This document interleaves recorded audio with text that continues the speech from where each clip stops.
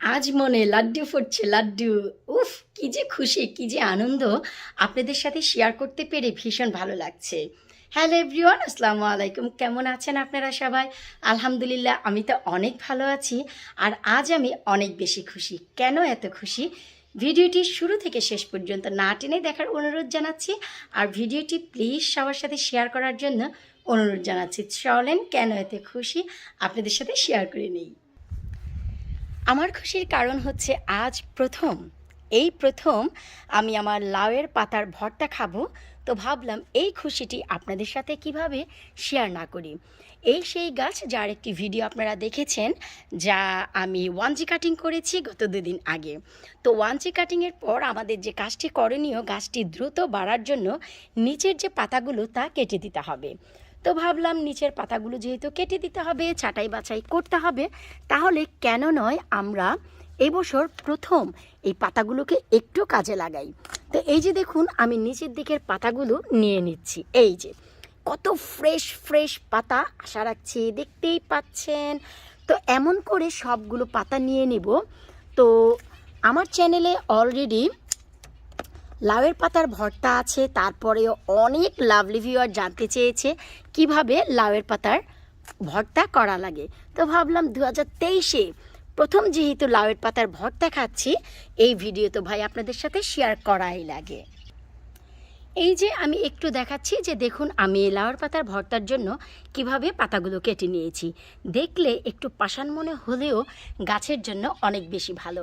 এই যে দেখুন নিচের দিকের সবগুলো পাতা আমি কিন্তু কেটে নিয়েছি, তারপরেও গাছকে খাদ্য দেওয়ার জন্য এনাফ পাতা গাছে রয়েছে। এই যে দেখুন, শুধু নিচের দিকের পাতাগুলো আমি কেটে নিয়েছি। আর এই যে আমাদের সেই ফ্রেশ ফ্রেশ কচি কচি পাতাগুলো নিশ্চয়ই দেখতে পাচ্ছেন কত চমৎকার। তো চলুন আমরা কথা না বাড়িয়ে সরাসরি ভর্তার দিকে চলে যাই। এরপর লাউয়ের পাতাগুলো ঘরে নিয়ে এসে ভালো করে পরিষ্কার করে ছোট একটু টুকরো করে চুলায় বসিয়ে দিয়েছি, পাতাগুলো একটু ভাব হওয়ার জন্য। পাতার গায়ে যে ছোট ছোট ডগা থাকে সেই ডগাগুলো কিন্তু আমি ফেলে দেইনি, এই যে ছোট টুকরো করে নিয়ে নিয়েছি। এখন একটি কাভার দিয়ে ঢেকে পুরো পাতাটি সেদ্ধ করে নেব। এরপর লাউয়ের পাতাগুলো সেদ্ধ করে আমি একটি শিলপাটায় বেটে নিচ্ছি। আপনাদের যাদের কাছে শিলপাটা নেই আপনারা ব্লেন্ডারেও পেস্ট করে নিতে পারেন, তবে অথেন্টিক যে টেস্ট তা আনার জন্য অবশ্যই চেষ্টা করবেন শিলপাটাই ব্যবহার করতে।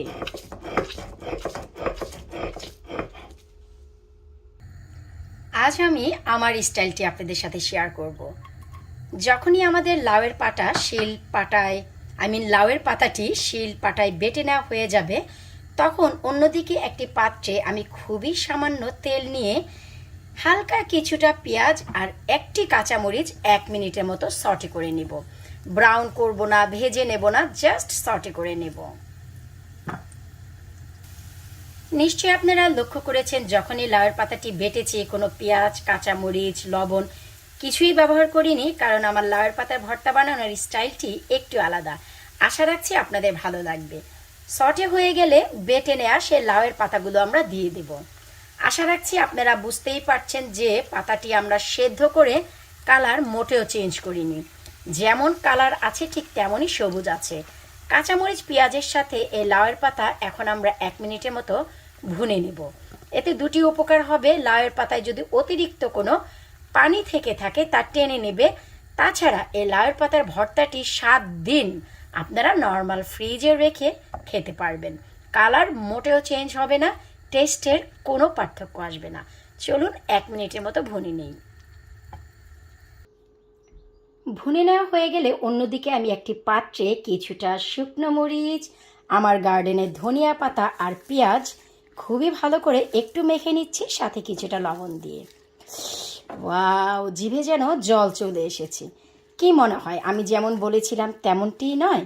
একটু ভিন্ন স্বাদের নয় কি? এটি সম্পূর্ণ ভিন্ন স্বাদের একটি লাউয়ের পাতার ভর্তা। আর অবশ্যই সরিষার তেল দিতে কিন্তু একেবারেই ভুলে যাবেন না। খুবই সামান্য একটু সরিষার তেলও আমি দিয়ে দিচ্ছি। আমার জিভে তো একেবারেই পানি চলে এসেছে। কি করি আপনারাই বলুন তো। ও,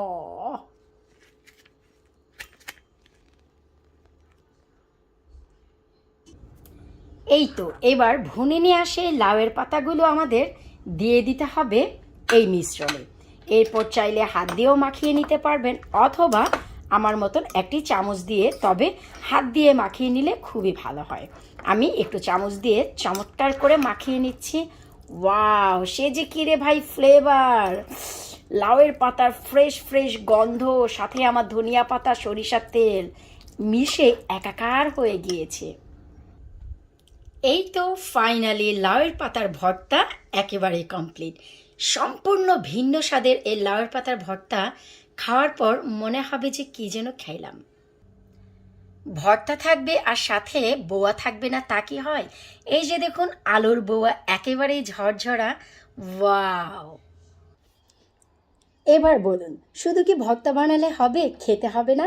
এই যে ঝরঝরা বোয়া ভাতের সাথে, ওয়াও! এখন চলুন আমি আপনাদেরকে একটু খেয়ে বলছি যে আমার এই ভর্তা আর বোয়াটি কেমন হয়েছে। এর ফ্লেভার তো একেবারেই আমার নাক পর্যন্ত চলে গেছে। কি আর বলবো, সবুজের পাশে, করলার পাশে বসে খাচ্ছি, তিতার পাশে বসে মনোরম খানা। বিসমিল্লাহ।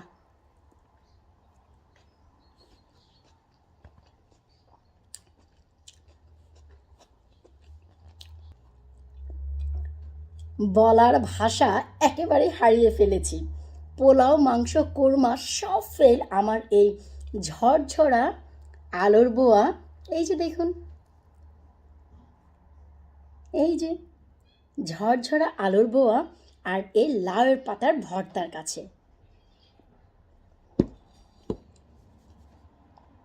কি খাচ্ছি আমি! 2023-এ এই প্রথম আমি লাউয়ের পাতার ভর্তা খেতে যাচ্ছি আমার গার্ডেন থেকে। আপনারা কারা কারা লাউয়ের পাতার ভর্তা খেয়েছেন বা কাদের গাছের লাউয়ের পাতাগুলো ভর্তা খাওয়ার উপযোগী হয়েছে, এই ভিডিওর নিচে কমেন্ট করে জানাতে একেবারেই ভুলবেন না। আর এই ভর্তার যে স্টাইলটি যদি কারো কাছে ইউনিক মনে হয়, নতুন মনে হয়, অবশ্যই আমাকে এই ভিডিওর নিচে কমেন্ট করে জানাবেন। আর যারা এই স্টাইলে খেয়ে থাকেন তারা তো জানেনই লাউয়ের পাতার ভর্তা এভাবে বানালে কত বেশি টেস্ট হয়, তা বলে শেষ করা যাবে না।